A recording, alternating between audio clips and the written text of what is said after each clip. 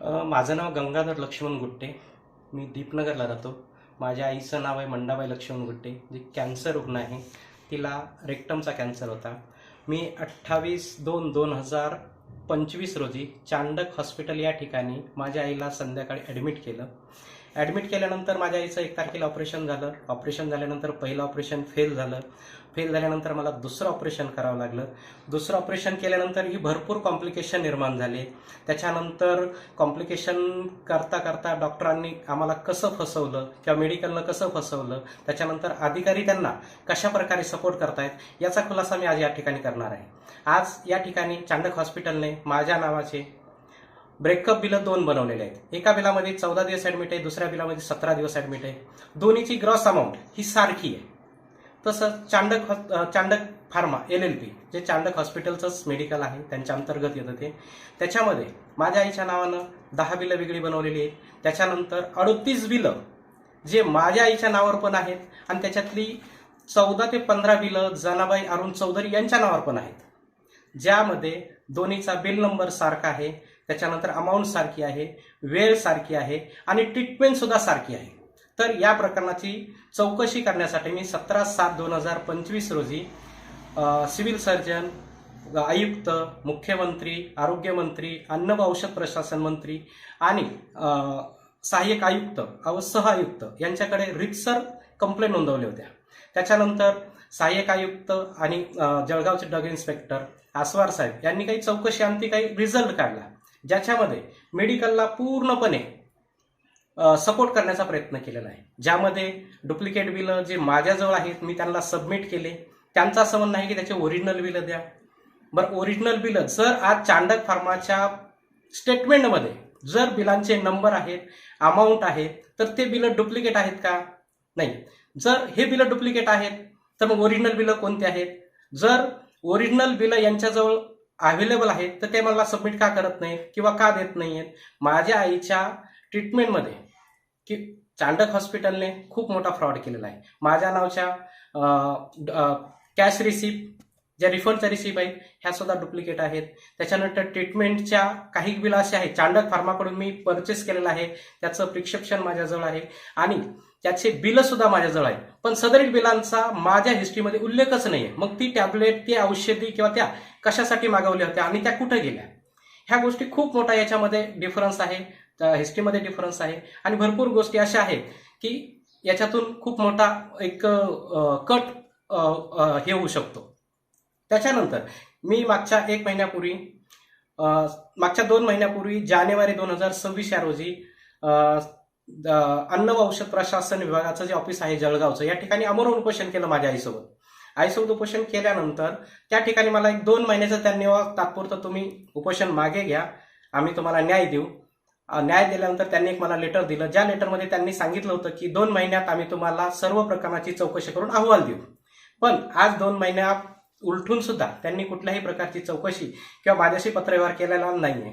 त्याच्यानंतर राहिली गोष्ट याची, काल मागच्या 15 दिवसाखाली मी RTI मध्ये एक माहिती मागवून घेतली किंवा चांडक फार्माचं मला स्टेटमेंट पाहिजे, बँक स्टेटमेंट पाहिजे. त्या स्टेटमेंटमध्ये आज चांडक फार्मा किंवा संबंधित ज्या अधिकाऱ्याने चौकशी केलेली आहे त्यांचं असं म्हणणं आहे किंवा हे जे बिलं तुम्ही सादर केलेले आहेत 38 बिलं, हे बिलं तुम्ही डुप्लिकेट बनवले आहेत, ह्या बिलांचे ओरिजिनल बिलं द्या. किंवा हे बिलं तुम्ही त्या चांडक फार्मामधून, चांडक फार्मानं सुद्धा मला लेटर दिलेलं आहे की सदरील बिलं आमच्या याच्यातले नाही आहेत. तर माझी सर्वात महत्वाची चांडक फार्मा त्याच्यानंतर संबंधित अधिकारी चांडक हॉस्पिटलला विचारणं आहे, जर हे बिलं तुमचे नाही आहेत, त्याच्यावर साईन आणि शिक्का करणारे किंवा साईन करणारे हे तिथलचे ऑथोराइज फार्मासिस्ट नाही आहेत, तर माझ्या बिलावर सह्या कोणी केल्या? आणि जर ते बिलं चुकीचे आहेत तर पहिल्या महिन्यापासून ते 6व्या महिन्यापर्यंत ज्या 38 बिलावरच्या सह्या चुकीच्या आहेत किंवा ते रजिस्टर्ड फार्मासिस्ट नाही आहेत, तर 1 जानेवारी 2025 ते 6व्या महिन्यापर्यंत जे बिलं सबमिट केले त्या बिलांवर सुद्धा त्याच फार्मासिस्टच्या सह्या आहेत. तर मग हे फार्मासिस्ट त्यावेळेस कार्यरत नव्हते का? जर हे फार्मासिस्ट आसवार साहेबांनी एक अहवाल तयार केला आणि त्याच्यामध्ये त्यांचं 15 दिवसाचं सस्पेन्शन दिलं. सस्पेन्शन काय दिलं?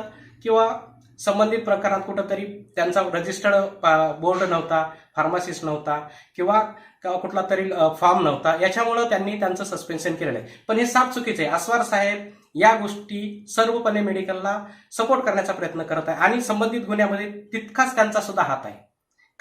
कारण अस्वार साहेबांनी जे मला बिलं सबमिट केलेले आहेत किंवा ज्या बिलाच्या ओरिजिनल कॉपी मागितलेल्या आहेत त्या बिलांचा, भरपूर बिलांचा उल्लेख या स्टेटमेंटमध्ये आहे, ज्या स्टेटमेंटमध्ये अस्वार साहेब मला म्हणतात की हे बिलं तुमचे नाही आहेत. राहिली गोष्ट बाकीच्या गोष्टींची, आज अस्वार साहेबांनी मला एक माहिती आधाराखाली स्टेटमेंट दिलं. त्या स्टेटमेंटमध्ये भरपूर अशा अमाऊंट चांडक फार्माने दिलेल्याच नाहीत. मी ज्या ऑनलाईन अमाऊंट ट्रान्सफर केलेल्या आहेत त्याच्यामध्ये मी पूर्ण दाखवलेलं आहे की 19/3/2025 या रोजी 2890 आणि त्याचा UTR नंबर, ही अमाऊंट मी चांडक फार्माला UPI पेमेंटद्वारे सादर केलेली आहे. याचा उल्लेख या स्टेटमेंटमध्ये कुठेही नाही आहे. म्हणजे या ठिकाणी त्याच्यानंतरची 18/1 अमाऊंट आहे 1407, ही सुद्धा मी UPI पेमेंट केलेलं आहे, याचीही उल्लेख त्यांच्या स्टेटमेंटमध्ये नाही आहे.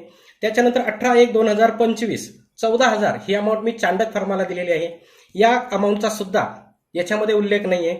त्याच्यानंतर 5/3/148 ही सुद्धा अमाऊंट यांच्या स्टेटमेंटमध्ये नाही आहे. त्याच्यानंतर 24/2/1327 ही सुद्धा अमाऊंट यांच्या स्टेटमेंटमध्ये नाही आहे. 22/3/2877 ही सुद्धा अमाऊंट त्यांच्या स्टेटमेंटमध्ये नाही आहे. 8/10/2025 1925 ही सुद्धा अमाऊंट यांच्या स्टेटमेंटमध्ये नाही आहे. म्हणजे या ठिकाणी चांडक फार्मानाचे अन्न औषध प्रशासनाला जे स्टेटमेंट सादर केलं आहे याच्यामध्ये ही खूप मोठी तफावत आहे. आणि एक प्रकारे अन्न औषध प्रशासनाचीच नाही तर SGST आणि CGST यांची सुद्धा, म्हणजे कर एक प्रकारे स्टँडर्डपणे हा कर चुकवण्याचा प्रकार आहे. आणि जर यांना फसवलं आहे तर त्यांनी सरकारचा कर सुद्धा भरलेला नसेल. या स्टेटमेंटनुसार एकच गोष्ट सिद्ध होते किंवा यांनी सरकारचा कर सुद्धा भरलेला नाहीये. कारण या ठिकाणी 28 या ठिकाणी कुठेही अमाऊंट दिसत नाही. ह्या ज्या अमाऊंट दाखवलेल्या आहेत मी, 19/3 अमाऊंट आहे, 18/1 अमाऊंट आहे, 18/1 परत अमाऊंट आहे, याच्यामध्ये या अमाऊंटचा कुठेही उल्लेख नाही आहे. म्हणजे या ठिकाणी एक गोष्ट सिद्ध होते की चांडक फार्मा, चांडक हॉस्पिटल आणि अस्वार साहेब हे मिळून हे सगळं प्रकरण दाबण्याचा प्रयत्न करत आहेत आणि माझ्यावर वेळोवेळी अन्याय करण्याचा प्रयत्न करत आहेत. तर माझी प्रशासनाला किंवा सहाय्यक नाशिक यांना नम्र विनंती आहे की संबंधित अधिकाऱ्यावर तत्काळ निलंबनाची कारवाई करून त्यांची कार्यालयीन चौकशी करावी. जर साहेबांनी असं या गोष्टीकडे गांभीर्यानं नाही पाहिलं तर मी पुढील 1 महिन्यानंतर आत्मदहन करणार आहे. याची तारीख आणि हे मी तुम्हाला देऊन देईन.